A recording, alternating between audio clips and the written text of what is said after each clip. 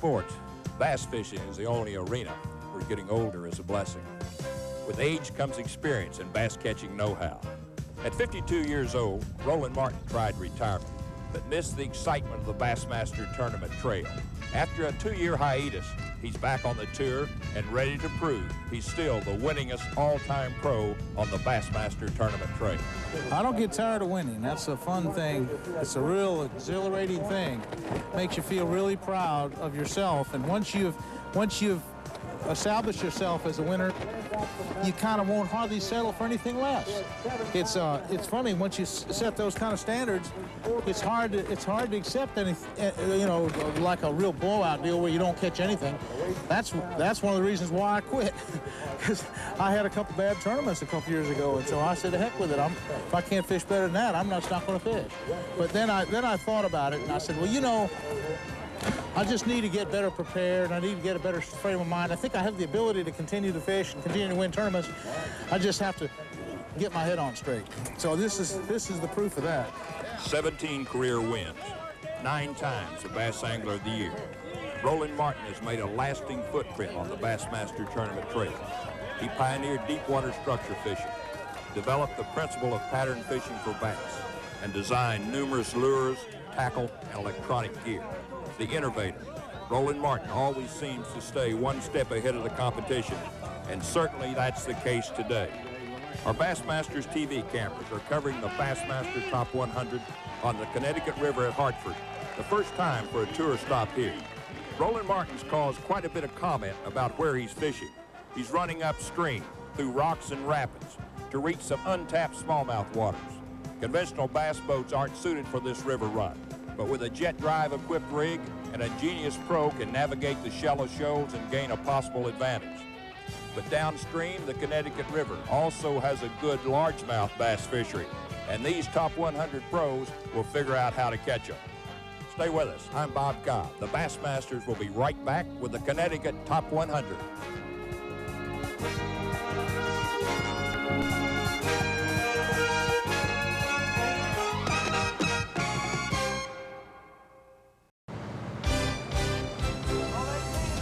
The Connecticut River. 20 years ago, folks would have laughed at the idea of holding a major bass fishing tournament here. Maybe a carp catching derby would have worked. But that was then, before the Connecticut Environmental Protection Department stepped in to clean up the municipal and industrial waste discharges, and before a non-profit group, the Riverfront Recapture, organized to improve the recreational and ecological future of the river. Over $1 million has been invested by supporters to improve Riverside Park near downtown Hartford. This is the site of the $271,200 Bassmaster Connecticut Top 100, a 4-day tournament with a $45,000 prize going to the winning pro. The best professional anglers on the Bass Anglers Sportsman Society sponsored trail are paired with amateur partners. They compete as individuals. The top scoring amateur takes home a fully rigged $19,000 Ranger bass boat, powered by an OMC, Johnson, or Evinrude outboard. There are bass boats and there are bass rigs. Conventional tournament boats are powered with outboard motors. But here on the Connecticut River, 5 pros are fishing in specially rigged boats with jet drives.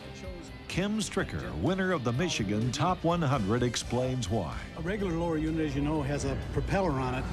This one sucks in water from an intake here and blows it out here, just like any type ski jet or jet ski, whatever they call those things. The reason is going upriver, you've got a lot of rocks, a lot of shallow water, and something like this, which is level with the boat, will run in about 6 inches of water. You don't have to worry about knocking your propeller off, bending the prop shaft. The only thing you might do is just bounce around on the rocks if you get a little too shallow and run up on a shoal or something. Stricker spent $11,000 for this special rig. In pre-tournament practice, Roland Martin did make it upriver, but at the expense of his regular tournament boat. So now he's opted for a jet drive powered aluminum rig. This special boat runs in thin water, but top end speed is under 30 miles per hour. Other jet boats are being piloted by Missouri pro Stacy King. Also Charlie Ingram of Tennessee and Claude Fishburne of Georgia. Any of the tournament pros had the same option. However, some protested. I don't like Randall Romig of Pennsylvania, a pre-tournament favorite, explains. See, the problem is that they're able to get 3 or 4 miles past where everybody else can go, and I just don't think that it's really all that fair, you know.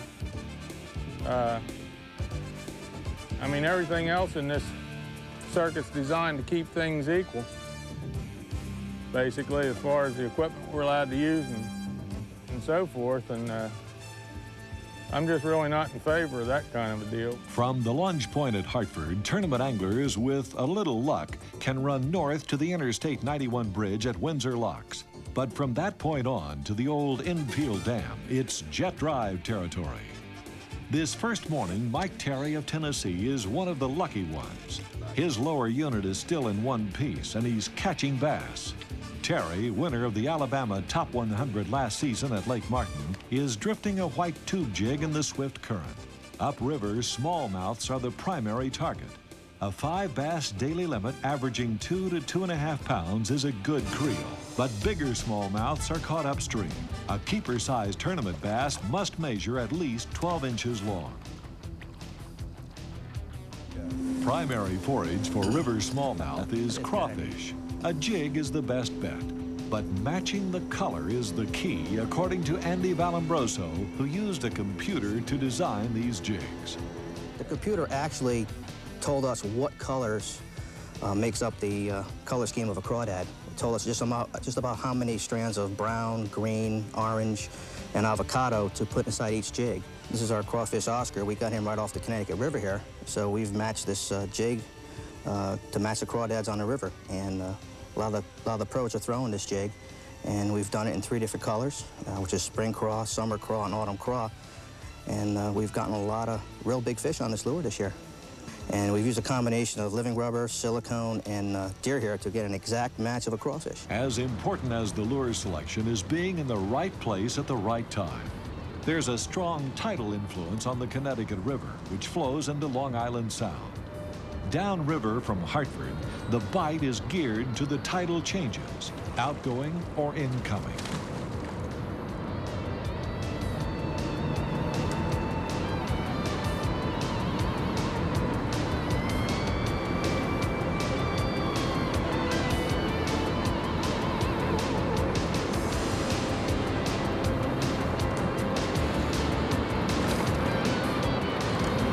Most local Bassmasters fishing the river prefer the outgoing tide.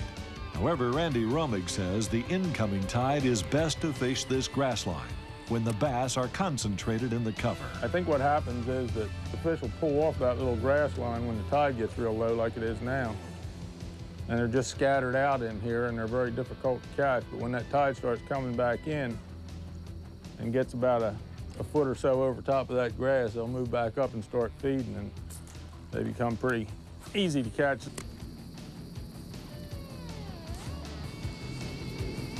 I think that's the right kind.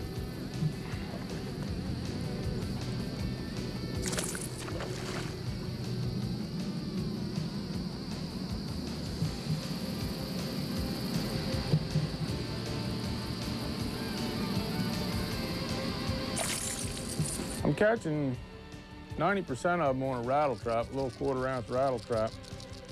And I'm trying to just tick it over the top of the grass. It's kind of frustrating because just about every cast you'll pick up some of this floating grass somewhere during the retrieve, and so you're probably only getting 50% of your cast that's effective, if that. He started coming, so I just brought him the rest of the way. Stay tuned. The Bassmasters will be right back with more Connecticut River bass catching action.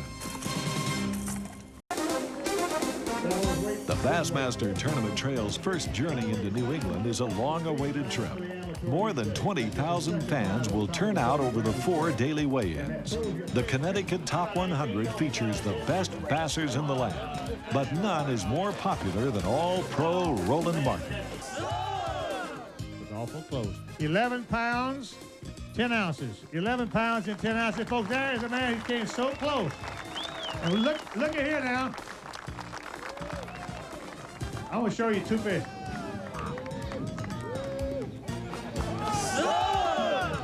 You run this jet boat. How much water? How shallow water can you run in? It runs in 4 inches of water. The shallowest water up there is about 12 inches deep, coming over those shoals. I ran my 491 Ranger, that big giant Ranger. I ran it all the way up there. I ruined the lower unit, and I knocked a lot of gel coat off, but I got that big boat up there. But don't try that. That's not a good deal. The worst part's coming down, because you don't have as much control, and the current's running 7 to 8 miles an hour, and you're trying to make turns, and you're sliding and hitting stuff. It's kind of hairy. What's your partner doing all this time? He's holding on real tight and wearing a life vest. All right. Thank you, Roland. Good job. Super. For Bassmaster Nice Tour hand. fans, there are plenty of photo opportunities. Big bass and big bags. Chet Dothett of Florida weighs in back-to-back daily big bass, worth $1,000 each. This 6-pound, 5-ounce largemouth is proof the Connecticut River recovery plan is paying off for bass anglers. Texas pro Randy Dearman scores the best single-day creel, a 5 bass limit weighing 16 pounds, 5 ounces. But Randy admits it'll be tough to duplicate. Yeah, I caught just about all my fish on a 7A bomber yesterday, a fire tiger one, and a few of them on a worm, on a riverside big wag worm. But this morning we're just waiting for the water to get right and hope we're there when it does. You can see by the bank, you know, it's by the poles, you can see where the water's down probably 3 or 4 foot, and the high tide, it'll come up that much. It's that much of a differential. When the water moves, it washes bait in or washes it out, and they'll just get on those little old points and stuff where it's going to come around, and they're so used to feeding during that time of the day, that's when they're going to feed. I don't like fishing tidal water. It changes, you know, 2 or 3 times a day. And At the midway point in the Connecticut Top 100, Denny Brower of Missouri pulls on top with 25 pounds, 5 ounces. Roland Martin is second, followed by Randy Dearman and Randall Romick. Brower has almost a 2-pound advantage, but is far from confident. Well, basically, I had 5 bites today, and I put all 5 fish in the boat, and I caught the 5 fish on 3 different lures. So obviously, I'm struggling, I think, along with everybody else. I do have an area that's got some good quality fish in it, but I'll be danged if I know how to catch them all. It's just real hard fishing right now. You have to be in the right spot with the right tide, apparently. For late September, the New England weather has behaved neighborly to the visiting Bassmaster Top 100 pros. I was really kind of hoping for a day like today, because when I was way up the river 2 weeks ago, we had a day like today, kind of drizzly, and it was just a phenomenal day on top water plugs, little tiny torpedoes, little buzz baits, that type of thing. And in addition, even in the afternoon when there was it slowed down, there was a good crawfish hatched in, and now it's a full moon and there's another big crawfish hatched. All the smallmouth I had yesterday just spit crawfish up right and left. So, with a live well full of dead crawfish, what does that say? Jigs, brown crawfish colored jigs are going to be the afternoon deal. So I think I got a couple good patterns to work with. About the local weather, humorist Mark Twain, who lived near Hartford over 100 years ago, observed, "If you don't like it, just wait a minute." His remarks are still true for weather changes today. Conditions turn sour. A classic nor'easter storms across the Connecticut River Valley with 30-mile-per-hour winds and driving rain, dumping 4 inches in 8 hours. The runoff muddies the river, but the rising water makes the run upstream easier. Picking a path through the rocks and rapids is less of a hairy challenge for the pros equipped with the jet-driven bass rigs. But for our Bassmasters TV camera crew, perched on a wet, slippery, and busy railroad trestle, it's not so simple. Minus a jet drive, our crew is forced to grab shots where possible and follow Roland Martin along the riverbank. Just a little tick on your line, these smallmouth hit real light because you got such a belly in your line. You've got a little 3/16 ounce lead weight, and it's just a tremendous amount of belly in the line. So when they hit it, you just don't have much contact with the fish at all. It's not going to get to the bottom, so you have to throw somewhat up the current. Okay, we're just about to the good spot now. Okay, that should be it right there.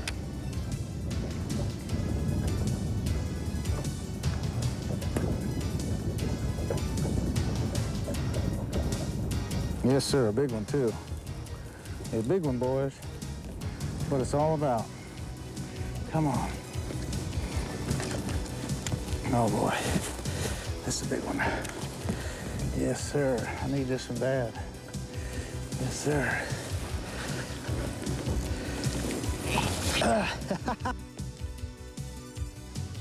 There, boys. About 2.5. I don't know, I'll weigh it.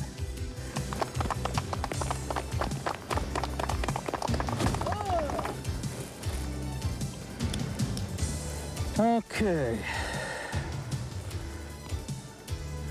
2 pounds even. Well, I had 8. That's got 10 pounds now.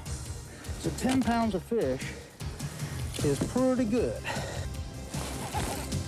Yes, sir. This is it. This is the one. This is the one, boys. Yeah, I keep her fish. I finally keep her close to 3. Close to 3 pounds.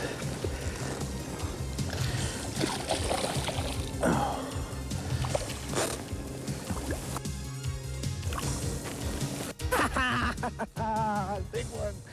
Yes, sir, son. Denny Brower, watch out. The Roland Dolan is closing in. You bet. Roland Martin is back. 2 years on the sidelines hasn't dulled his angling skills or cooled his competitive fire. Give me some. At 54, Roland, like good wine, just gets better with age. And he still enjoys the taste of victory. His 18th win, the most by any angler on the Bassmaster Tournament Trail. A 4-day total of 20 bass and 49 pounds 11 ounces, worth $24,000 cash and a fully rigged Ranger bass boat. Denny Brower is the runner-up with 44 pounds 11 ounces, followed closely by Stacy King. Randy Dearman finishes 4th. Thank you, Roland. Congratulations to you. Great. Well, listen, this is a testimony of a great restoration effort. It's a great, great fishery, and it's coming back stronger than ever with a good catch and release like we have at this tournament. It's going to stay good.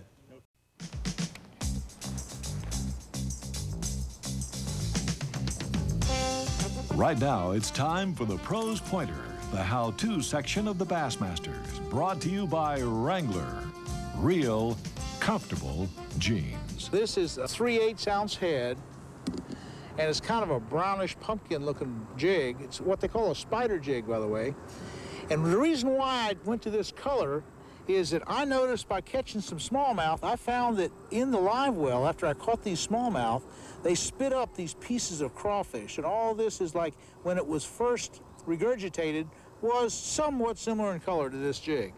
And the crawfish, I noticed, are somewhat similar in size to this jig.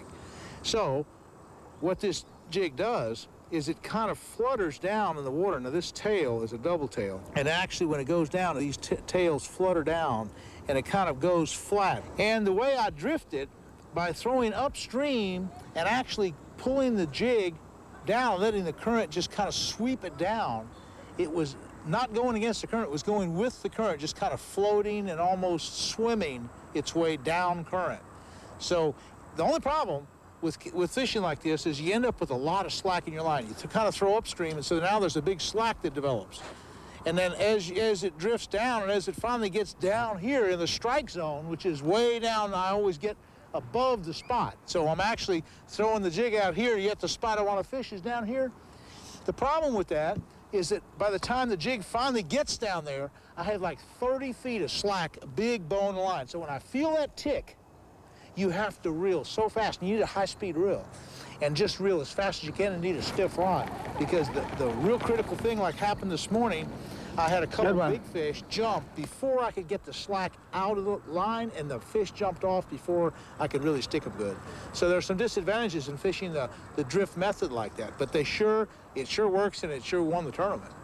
A winning tip from the master, Roland Martin, a true Bassmaster, and now 18 career BASS wins. It's great to have Roland Martin back in the hunt. Next week, our Bassmasters TV cameras are going on a mission. Find out how the pros put together a fish-catching pattern on a strange lake. We'll be in the boat with former world champion Ken Cook and two-time tournament winner Tom Mann Jr. as they show you how to find and catch more bass in the spring. Join us. It's a different type of how-to program. For the Bassmasters, I'm Bob Cobb. See you all right here next week. The Bassmasters has been brought to you by Berkley Trilene, America's #1 selling fishing line because it's super strong. Ranger Boats, still building legends one at a time. Parts Plus, America's family of auto parts stores. Motor Guide, the choice of serious fishermen. Chevy Trucks, the most dependable, longest-lasting trucks on the road. Lowrance, setting the course in marine electronics. Jerseys, America's activewear. Bass Pro Shops, the world's largest supplier of premium tackle. Team Daiwa, designed by the winningest pros on the tournament trail. Wrangler, real comfortable jeans. And the Bass Angler Sportsman Society,